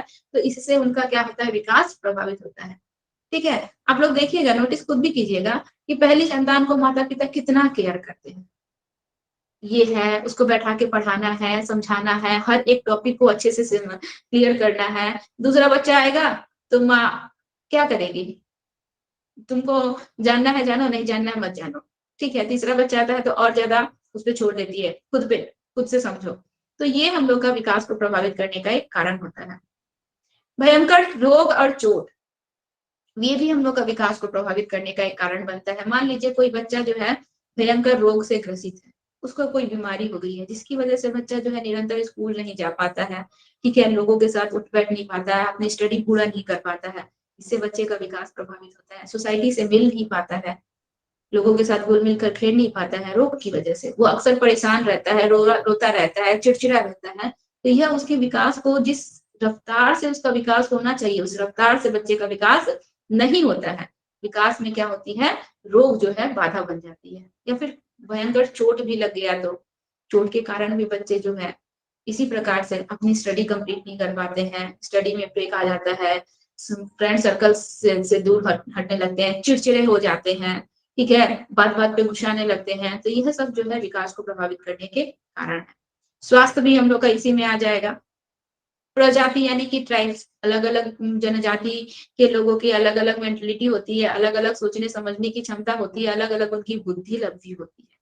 ठीक है। देखा गया है कि हम लोग के आदिवासी जनजातियों को इतना ज्यादा रिजर्वेशन या जो दिया गया है, क्यों दिया गया है, क्योंकि उनको भी समाज में, सोसाइटी में एक साथ सबके साथ रहने का मौका मिले। ठीक है। तो शुरुआती दौर से क्या देखा गया है कि उनको कभी भी सोसाइटी में या सोसाइटी के किसी कामों में पार्टिसिपेट करने का मौका ही नहीं दिया गया था। तो वो लोग क्या है, हम लोगों से धीरे धीरे धीरे धीरे धीरे धीरे पिछड़ते गए, बहुत ज्यादा पिछड़ गए। तो आज गवर्नमेंट जो है हम लोगों को हमारे साथ लाने की कोशिश कर रही है, लेकिन फिर भी वो क्या है, हमसे बहुत पिछड़े हुए हैं।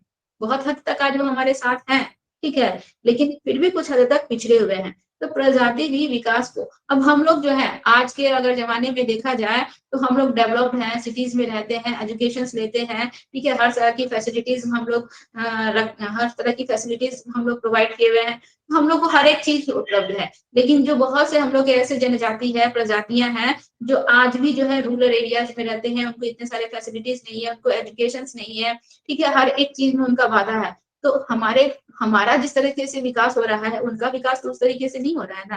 इसी से उनका विकास क्या होता है, ट्राइबल्स कम्युनिटीज का विकास जो होता है वह प्रभावित होता है।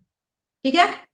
माता पिता की शिक्षा, इसमें तो आप लोगों को समझने की बात ही नहीं है। अगर माता पिता शिक्षित होते हैं तो अपने बच्चे के विकास में वो क्या करते हैं, उनको आगे एक अच्छा मार्ग प्रशस्त करवाते हैं, सही राह बताते हैं। अगर माता पिता, जैसे कि मान लीजिए आपका बच्चा के स्कूल में एडमिशन हुआ, अगर माता पिता शिक्षित हैं तो माता पिता बच्चे को बताते हैं कि किसको कैसे पढ़ना है या क्या है, ये किसको क्या टॉपिक है, उसका पूरा कॉन्सेप्ट वो माता पिता, शिक्षित माता पिता ही बच्चे को अच्छा राह, अच्छा मार्ग या किसी किसी चीज के विषय में अच्छे से जानकारी देने में सक्षम होते हैं।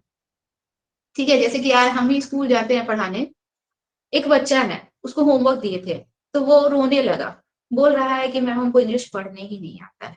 तो बोले क्यों, आपके घर में कोई नहीं बता पाता है? तो बोलता है कि मैम मेरे घर में कोई पढ़ा लिखा नहीं है, कोई हमको नहीं बता पाता है। तो इससे उस बच्चे का एजुकेशन प्रभावित हो रहा है, शिक्षा प्रभावित हो रहा है, उसका विकास जिस तरीके से आगे बढ़ना चाहिए बच्चे का विकास तो हो नहीं रहा है। तो माता पिता का शिक्षित होना भी क्या होता है, बहुत जरूरी होता है। ठीक है। अध्यापक, अध्यापक बहुत इंपॉर्टेंट रोल है, क्योंकि हम लोग स्कूल में जाते हैं, अध्यापक के मार्गदर्शन में ही हम लोग पढ़ते हैं। टीचर्स हम लोग को जो कुछ भी बताते हैं, अगर टीचर्स हमारे साथ क्या होता है, सही तरीके से बिहेव करेंगे, हमें सही चीजें बताएंगे, तो ही हम लोग का विकास सही दिशा में जाएगा। अगर टीचर्स हमारे साथ अच्छे से बात ही ना करें, ठीक है, उल्टे पुल्टे शब्द बोले, गलत शब्दों का प्रयोग करे, सही चीज हमको पढ़ाए ही ना है, या फिर क्लास में आए आके बैठ के सो के चले जाए, तो हम लोग का एजुकेशन कहाँ हो रहा है, हम लोग का डेवलपमेंट कहाँ हो रहा है, विकास कहाँ हो रहा है, कुछ नहीं हो रहा है। विकास जैसे कि जैसे ठप पड़ा हुआ है। तो शिक्षक जो है बालकों के विकास को प्रभावित करने के एक बहुत बड़े कारक है, इसीलिए हमें एक आदर्श शिक्षक की क्या चाहिए, का डिमांड होना चाहिए। समाज, सोसाइटी, बच्चों के डेवलपमेंट में समाज का बहुत अहम भूमिका होती है सोसाइटी, क्योंकि हम लोग सोसाइटी से बहुत कुछ चीजों को सीखते हैं। हर एक चीज हम लोग टीचर से या स्कूल में जाकर नहीं सीखते हैं, बहुत हद तक चीजों को हम लोग अगर बोला जाए तो हम लोग 70 से 80% चीजें जो है हम लोग अपनी सोसाइटी से, अपने समाज से सीखते हैं। तो एक अच्छे समाज का होना भी बहुत जरूरी होता है। अगर समाज अच्छा नहीं है या फिर समाज हमें गलत राह दिखा रहा है, तो इससे भी बच्चे का विकास क्या होता है, प्रभावित होता है। इसके बाद हम लोग का अगला टॉपिक है बालक की शिक्षा। ठीक है। बालक की शिक्षा बहुत जरूरी है, बालक को एजुकेट करवाना, शिक्षित करवाना, उसे सही राह बताना, या फिर किसी टॉपिक पे उसका सही कॉन्सेप्ट क्लियर करवाना, ये बहुत ज्यादा हम लोग का जरूरी होता है। परिवार की सामाजिक और आर्थिक स्थिति भी विकास को प्रभावित करती है। सपोज डेट मान लीजिए कि बालक का जो सामाजिक या फिर आर्थिक स्थिति वह सही नहीं है, बालक पढ़ने में बहुत तेज है, उसमें एक अच्छा हम लोग का मान लीजिए उसमें एक एक्स्ट्रा क्वालिटी है, बच्चा बहुत हुनरबाज है, बच्चे को ड्राइंग बहुत अच्छी आती है, लेकिन आर्थिक स्थिति की वजह से उसे जिन जिन चीजों की रिक्वायरमेंट है, जिन जिन चीजों की आवश्यकता है, वो आवश्यकताएं उसकी फुलफिल नहीं हो पाती है। तो उसकी वजह से बच्चा का विकास क्या हो रहा है, अवरोध में अवरोध हो रहा है, बाधा पड़ रही है, उसमें प्रभावित हो रहा है। बच्चा पढ़ने में बहुत ब्रिलियंट है, लेकिन उसको एक सही ट्यूटर नहीं मिल पा रहा है। ठीक है। कोई गाइडेंस करने वाला नहीं मिल पा रहा है उसको, उसके माता पिता के पास इतना पैसा नहीं है कि उसको एक सही ट्यूशन दे सके, चाहे उसको अच्छे स्कूल्स में दाखिला करवा सके, तो इससे बच्चे का विकास प्रभावित हो रहा है। तो वो अपना जो उसका जो नॉलेज है, उस नॉलेज को बढ़ाने के लिए हमें कुछ ना कुछ तो देना होगा ना। ठीक है। फ्लावर अगर हुआ है, अगर मान लीजिए कोढ़ी ही है, तो उसमें हम लोग पानी देंगे, धूप देंगे, तभी ना वो खिलेगा। तो उसको खिलने के लिए तो हमें इकोनॉमिकल या फिर हम कुछ भी हम लोग को सपोर्ट तो करना होगा, तब तो बच्चा का जो भी माइंड है, जो उसका माइंड, हम मानते हैं उसका माइंड शार्प माइंड है, लेकिन उसको और अधिक डेवलप्ड करने के लिए हमको क्या करना होगा, उसमें पैसा लगाना होगा, बच्चे को अच्छा ट्यूटर देना होगा, बच्चे को अच्छा एनवायरनमेंट देना होगा, अच्छे स्कूल्स देने होंगे, या फिर उसको जो जो चीजें रिक्वायरमेंट है उन सारी चीजों को प्रोवाइड करवाना होगा। तभी बच्चे का क्या होगा, वो जो क्षेत्र जो उसका विकास हो रहा था, वो विकास धीरे धीरे धीरे धीरे और बढ़ता जाएगा। लेकिन हम उसको कुछ प्रोवाइड ही नहीं करेंगे, हम कुछ देंगे ही नहीं, तो बेचारे का विकास जहां था वहीं पे स्टॉप कर जाएगा। ठीक है। तो इससे भी बच्चे का विकास क्या होता है, हम लोग का प्रभावित होता है। ओके, क्लियर हुआ? Yes ma'am. पक्का ना? Yes ma'am. चलिए अगला पॉइंट लिखिए, आज 7 बजे तक पढ़ाएंगे, कोई दिक्कत है? No ma'am. लिखिए। अगला हेडिंग दीजिए, विकास की अवस्थाएं। विकास की अवस्थाएं। स्टेज ऑफ डेवलपमेंट, विकास की अवस्थाएं, स्टेज ऑफ डेवलपमेंट।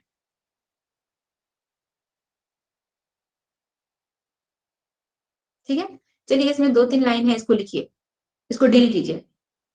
लिखिए, आधुनिक काल में मानव विकास को, आधुनिक काल में मानव विकास को कुल 5 अवस्थाओं में बांटा गया है। आधुनिक काल में मानव विकास को कुल 5 अवस्थाओं में बांटा गया है। ठीक है, नंबर 1, नंबर 1 लिखिए, गर्भावस्था। गर्भावस्था,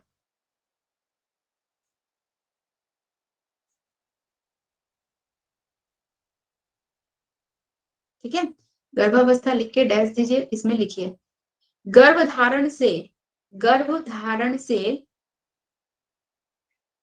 9 महीने 10 दिन तक, गर्भधारण से 9 महीने 10 दिन तक गर्भावस्था।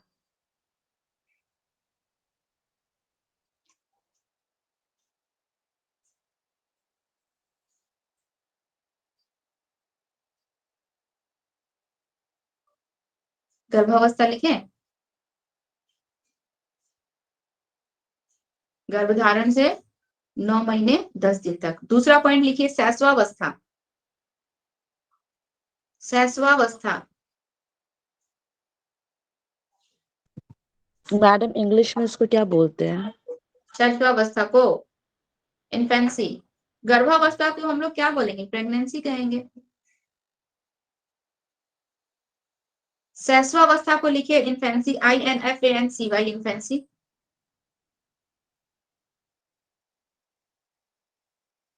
शैशवावस्था लिखे, डैश दीजिए।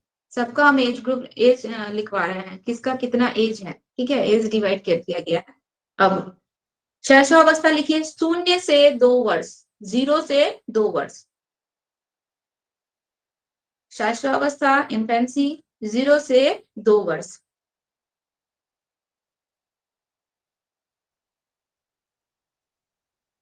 जीरो से 2 वर्ष। तीसरा लिखिए, बाल्यावस्था। थर्ड, बाल्यावस्था, चाइल्डहुड। बाल्यावस्था इंग्लिश हो जाएगा इसका चाइल्डहुड। ठीक है, डैश दीजिए, लिखिए 6 से 12 वर्ष तक, 6 से 12 वर्ष तक।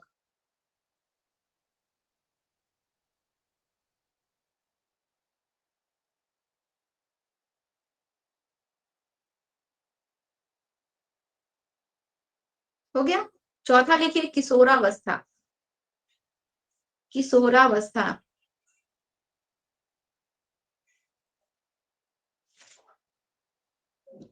एडोलेसेंस, ADOLESCENCE, एडोलेसेंस, किशोरावस्था।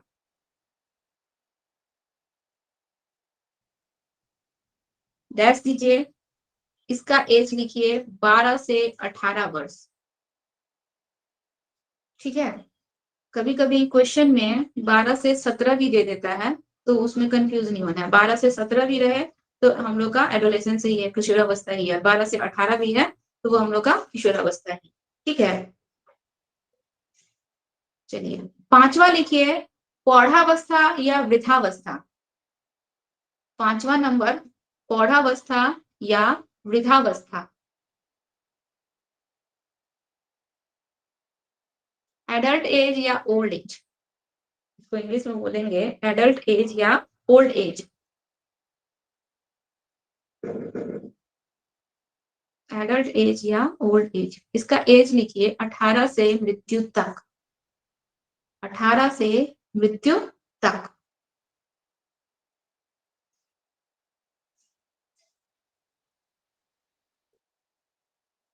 ठीक है, इतना लिख लिए।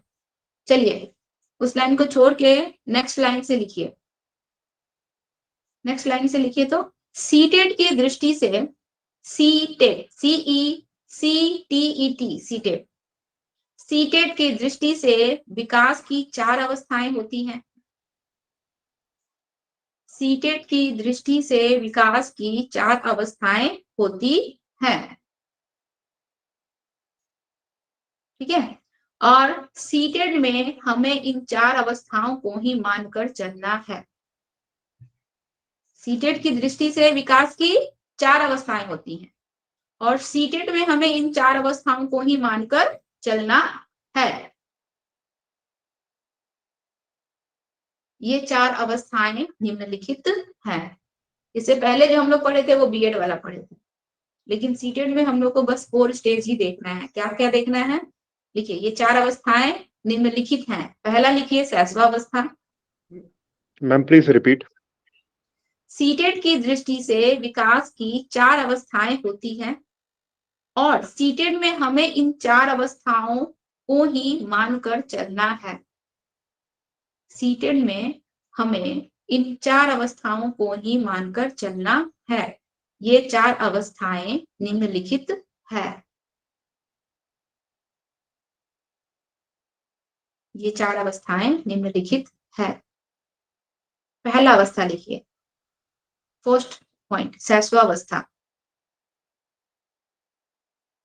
शैशवावस्था, इन्फेंसी, डैश दे दीजिए, लिखिए 0 से 2 वर्ष तक। 0 से 2 वर्ष तक शैशवावस्था का एज है हम लोग का। दूसरा है हम लोग का बाल्यावस्था, चाइल्डहुड।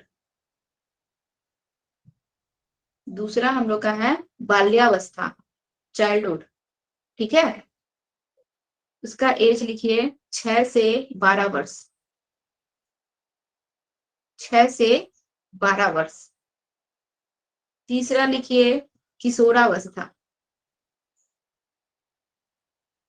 थर्ड लिखिए किशोरावस्था, एडोलेसेंस। इसका एज लिखिए 12 से 18 वर्ष तक। 12 से 18 वर्ष तक। चौथा लिखिए वयस्कावस्था। चौथा वयस्कावस्था, एडल्ट एज। वयस्कावस्था, एडल्ट एज, 18 से मृत्यु तक। किसको हटा दिया गया? इससे पहले हम लोग 5 स्टेज पढ़े। गर्भावस्था को। गर्भावस्था को हटा दिया गया। माता के गर्भ में बच्चा है, हम लोग क्या पढ़े थे साइकोलॉजी में? सबसे पहला टॉपिक कि जिस चीज को हम लोग देख रहे हैं, जिस पे हम लोग एक्सपेरिमेंट कर सकते हैं, उसी चीज पे हम लोग को, गर्भ के अंदर बच्चा है उस पे हम लोग नहीं स्टडी करेंगे। हम लोग को क्या करना है? उसके व्यवहारों को देखना है। बच्चा कैसे एक्टिविटी कर रहा है, कैसे दौड़ रहा है, कैसे बोल रहा है, कैसे चल रहा है। गर्भ के अंदर तो हम लोग देख नहीं रहे ना, तो उस चीज को हम लोग वहां से। मैडम 2 से 6 इयर्स तक का? 2 से 6 वर्ष बाल्यावस्था। 2 से 6 शैशवावस्था, 0 से 2, बाल्यावस्था 6 से 12। ठीक है, किशोरावस्था 12 से 18 और बौढ़ावस्था हम लोगों का हो जाएगा 18 से मृत्यु तक। ये आप लोग को याद रखना होगा सब समय। ठीक है, अभी देखिए, अभी आप लोग को और कुछ। हाँ, जैसे शैशवावस्था लिखा है आप 0 से 2 वर्ष, उसके बाद जैसे इधर का गैपिंग हो गया मैम, जैसे 3 से लेके इधर 5 हाँ, साल सब तक। बता रहे हैं। आपको पता है, आप लोग के मन में क्वेश्चन है, लिख लीजिए, तो हम सब बताएंगे, आज ही क्लियर करेंगे। ठीक है, यस हमको मैम। पता है कि इसमें बीच में age group, age difference, age gapping हो गया है, तो हम आपको बता रहे हैं कैसे हो गया है। वो गैपिंग नहीं होगा, अभी देखिए सब पता चल जाएगा। वो लिख लिए। इसके बाद एक लाइन छोड़ के नीचे लिखिए बाल्यावस्था, हेडिंग दीजिए बाल्यावस्था। हेडिंग दीजिए बाल्यावस्था। हेडिंग दे दिए बाल्यावस्था, डैश दीजिए, उसमें नंबर 1 लिखिए। 1 नंबर, 1 नंबर लिखिएगा पूर्व बाल्यावस्था। पूर्व बाल्यावस्था। मैडम ठीक है, एडोलेसेंस? नहीं जी, चाइल्डहुड। हम बाल्यावस्था की बात कर रहे हैं, चाइल्डहुड की बात कर रहे हैं। बाल्यावस्था, बाल्यावस्था को हम लोग आगे जो है, जो हम लोग का 6 से 12 दिख रहा है, जो यहाँ पे एज गैप दिख रहा है, ये एज गैप आपको नहीं दिखेगा। सीटेड में हम लोग को बाल्यावस्था को टू पार्ट्स में डिवाइड करके स्टडी करना है, वही चीज हम आप लोग को लिखवा रहे हैं। ठीक है, इसको लिख लीजिए, फिर हम आप लोग को क्लियर कर देंगे। तो बाल्यावस्था लिखे, इसके बाद फर्स्ट पॉइंट हो जाएगा हम लोग का पूर्व बाल्यावस्था। पूर्व बाल्यावस्था का इंग्लिश लिख लीजिए हम लोग का प्री चाइल्डहुड। प्री चाइल्डहुड, ठीक है, प्री चाइल्डहुड लिख लिए। इसका एज लिखिए, इसका एज हो जाएगा 2 से 6 वर्ष तक। प्री चाइल्डहुड लिख लिए, डैश देके इसका एज लिखिए 2 से 6 वर्ष। ठीक है, सेकंड नंबर लिखिए, बाल्यावस्था का ये पहला पॉइंट था, पूर्व बाल्यावस्था, प्री चाइल्डहुड 2 से 6 वर्ष। अभी दूसरा लिखिए, उत्तर बाल्यावस्था। उत्तर बाल्यावस्था, लेटर चाइल्डहुड, या फिर इसको पोस्ट चाइल्डहुड भी बोल सकते हैं, जो लिखना है लिखिए। उत्तर बाल्यावस्था, पोस्ट चाइल्डहुड। इसका एज लिखिए 6 से 12 वर्ष। इसका एज क्या है हम लोग का, 6 से 12 वर्ष। ठीक है, इतना लिख लिए। चलिए अब नीचे लिखिए नोट। रेड पेन से लिखना है, रेड पेन से लिखिए, ब्लैक पेन से लिखना है, ब्लैक पेन से लिखिए। NOTE, नोट, नोट लिखिए। अभी हम लोगों को सब क्लियर हो जाएगा। लिखिए, सामान्यतः शैशवावस्था को जन्म से 5 या 6 वर्ष की अवधि तक माना जाता है। सामान्यतः शैशवावस्था को जन्म से 5 या 6 वर्ष की अवधि माना जाता है।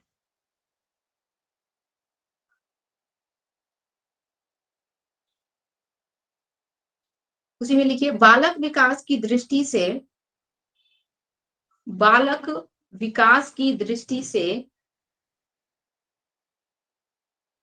बहुत से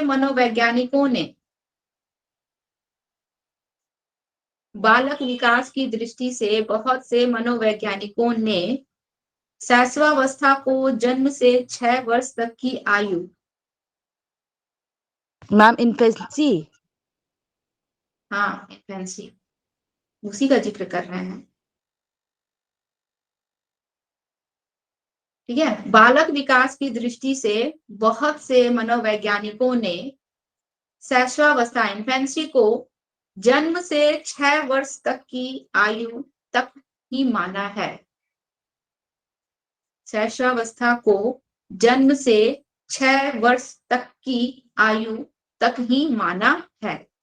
बहुत से मनोवैज्ञानिक है जो शैशवावस्था को क्या बोलते हैं, बच्चे का जन्म हुआ, जन्म से 6 वर्ष तक के स्टेज तक बच्चे क्या है हम लोग का, इन्फेंसी एज में है, यानी कि शैशवावस्था की अवस्था में। ठीक है, आगे लिखिए, इसमें अभी पूरा नहीं हुआ है। देखिए, इस संदर्भ में मनोवैज्ञानिक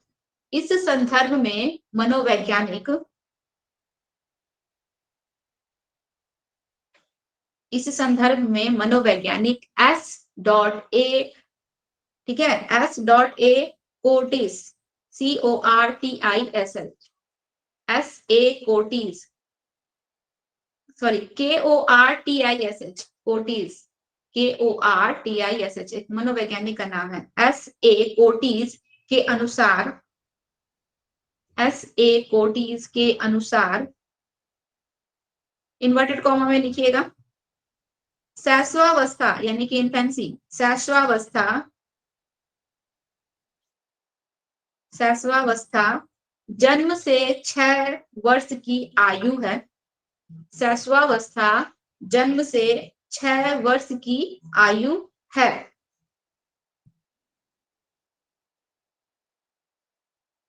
जिसके अंतर्गत बच्चों की इंद्रियां काम करने लगती है।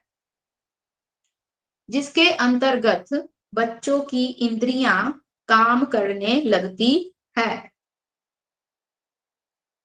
बच्चों की इंद्रियां काम करने लगती है और बालक रेंगना, चलना, बोलना, खाना पीना सीख जाते हैं। जिसके अंतर्गत बच्चों की इंद्रियां काम करने लगती हैं और बालक रेंगना, चलना, बोलना, खाना, पीना सीख जाते हैं। इन्वर्टेड कॉमा बंद कर दीजिएगा यहाँ पे।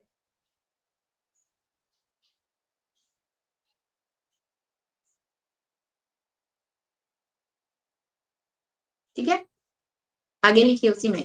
अध्ययन की दृष्टि से यह दृष्टिकोण सही है। अध्ययन की दृष्टि से यह दृष्टिकोण सही है।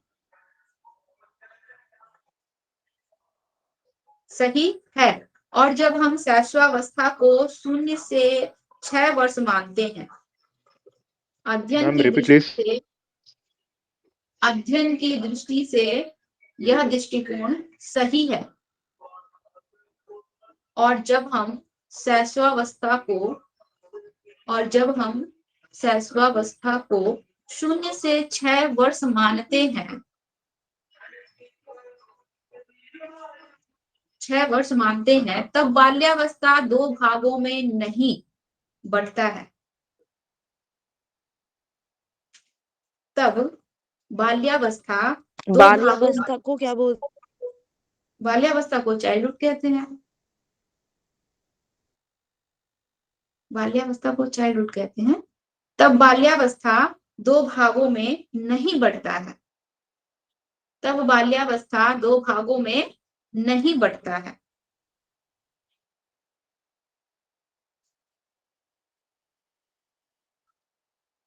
ठीक है, इतना लिखिए। पैराग्राफ चेंज कीजिए, पैराग्राफ चेंज कीजिए। लिखिए, ऊपर लिखा हुआ मानक ही सही है।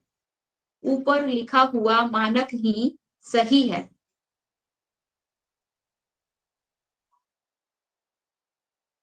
ठीक है, फिर भी यदि हम, ऊपर लिखा हुआ मानक सही है, फिर भी यदि हम, फिर भी यदि हम सीटेड या किसी अन्य,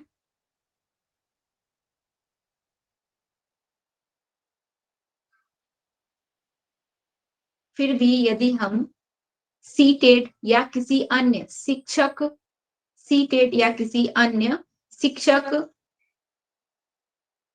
पात्रता परीक्षा में, शिक्षक पात्रता यानी कि कॉम्पिटिशन लेवल का जो भी एग्जाम होता है, टीचिंग लेवल का जो भी एग्जाम होता है, ठीक है, शिक्षक पात्रता परीक्षा में प्रश्न आता है कि सीटेड या किसी अन्य शिक्षक पात्रता परीक्षा में प्रश्न आता है कि शैशवावस्था का कालखंड क्या है, कि शैशवावस्था का कालखंड क्या है। शैशवावस्था का कालखंड क्या है? तो उत्तर 0 से 2 वर्ष ही करना है। शैशवावस्था का कालखंड क्या है? तो उत्तर 0 से 2 वर्ष ही करना है। ठीक है, उत्तर 0 से 2 वर्ष ही करना है। आगे लिखिए, जब हम शैशवावस्था को यानी कि इन्फेंसी, ठीक है, जब हम शैशवावस्था को 0 से 2 वर्ष मानते हैं, जब हम शैशवावस्था को 0 से 2 वर्ष मानते हैं, तो उसके साथ शर्त यह है कि, तो उसके साथ शर्त यह है कि अब आगे की अवस्था, तो उसके साथ शर्त यह है कि अब आगे की अवस्था यानी बाल्यावस्था, जिसको चाइल्डहुड कहते हैं, ठीक है, आगे की अवस्था यानी बाल्यावस्था, चाइल्डहुड, 2 भागों में विभाजित हो जाएगी। ठीक है, आगे की अवस्था बाल्यावस्था 2 भागों में विभाजित हो जाएगी।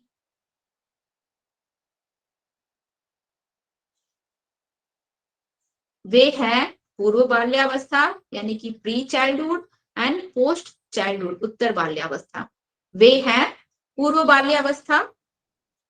बाल्यावस्था प्री चाइल्डहुड और उत्तर बाल्यावस्था पोस्ट चाइल्डहुड।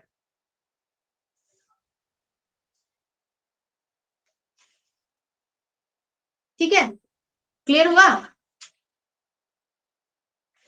लिख लिए सब कोई? Yes ma'am. क्लियर नहीं हुआ? चलिए क्लियर करते हैं हम। देखिए, हम लोगों को सीटेड में 4 अवस्थाओं के विषय में पढ़ना है।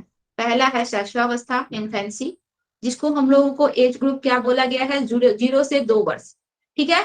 दूसरा है हम लोग का बाल्यावस्था, जिसका एज ग्रुप चाइल्डहुड जिसको हम लोग कहते हैं, जिसका एज हम लोग का बोला गया है 6 से 12 वर्ष।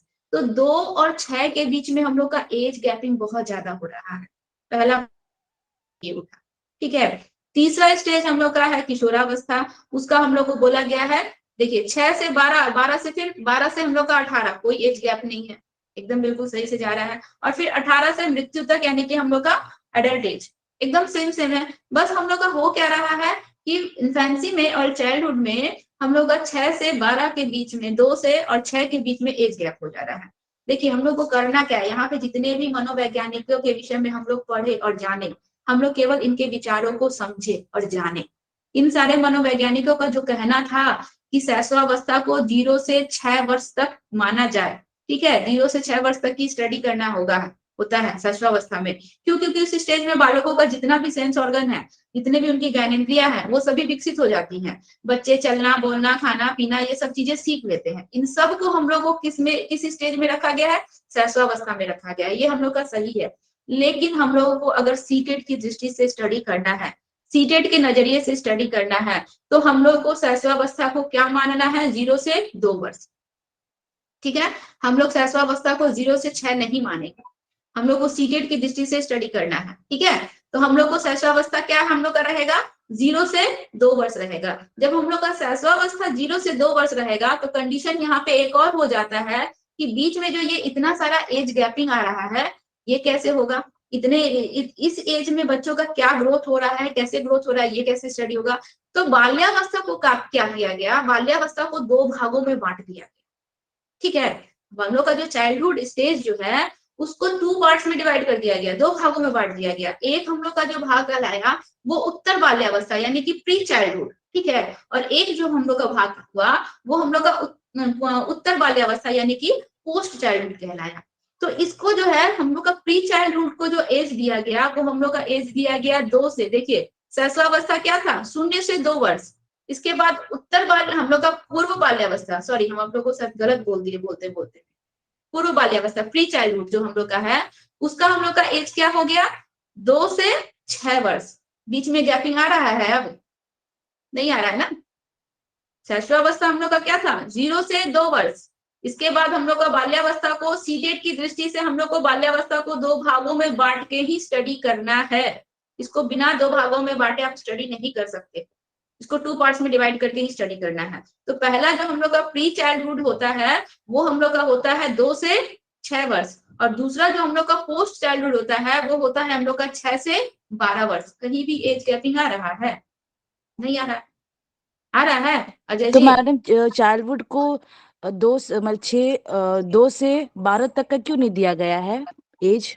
देखिए चाइल्डहुड को 2 से 12 तक का एज नहीं दिया गया है, वो हम लोग का बीएड की दृष्टि से वहां पे स्टडी करवाया गया है। ठीक है, जब हम लोग यहाँ पे देखिए, पहले इसको समझने की कोशिश कीजिए। चाइल्डहुड को 2 भागों में बांटा गया, पहला हम लोग का प्री चाइल्डहुड, दूसरा हम लोग का पोस्ट चाइल्डहुड। ठीक है, अगर जब हम लोग उसको 2 पार्ट्स में डिवाइड करके देखेंगे तो ये हम लोग का 2 से 6 और 6 से 12 रहेगा। लेकिन जब भी आप इसको कंबाइंड एक रूप में चाइल्डहुड में देखिएगा ना, जब भी अगर चाइल्डहुड की बात की जाए तो आप वहां पे इसका एज 6 से 12 ही बताएंगे, वहां पे आप इसको 2 से 12 कभी नहीं बताएंगे।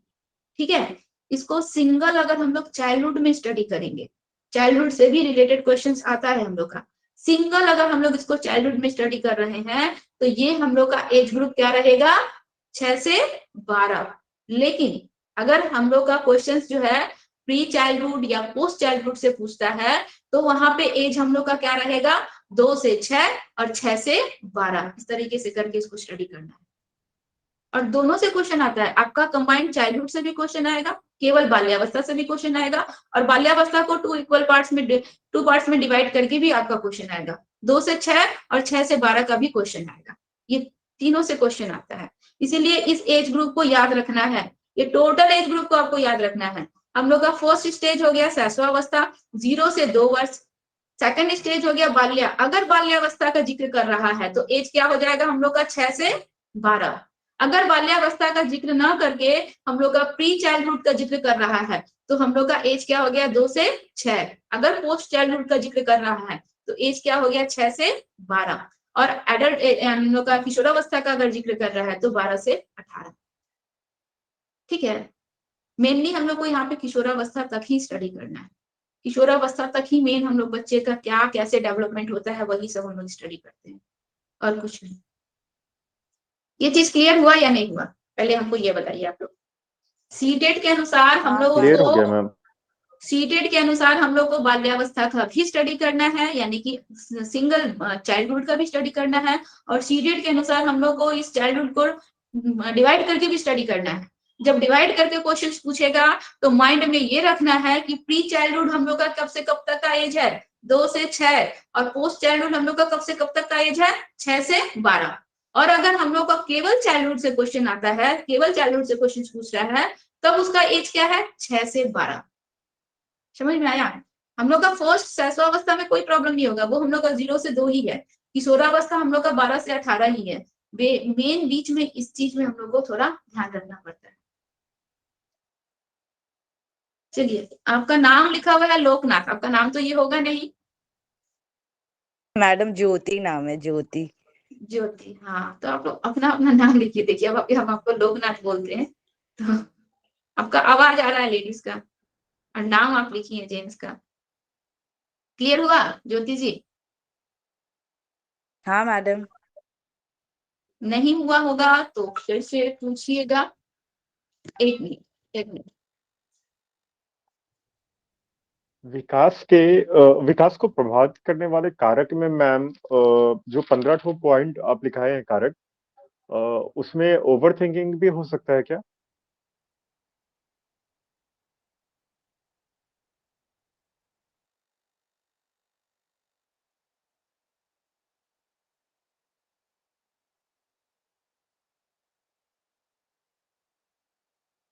हाँ बताइए, आप क्या बोल रहे थे? विकास को प्रभावित करने वाले 15 कारक हैं, ठीक है?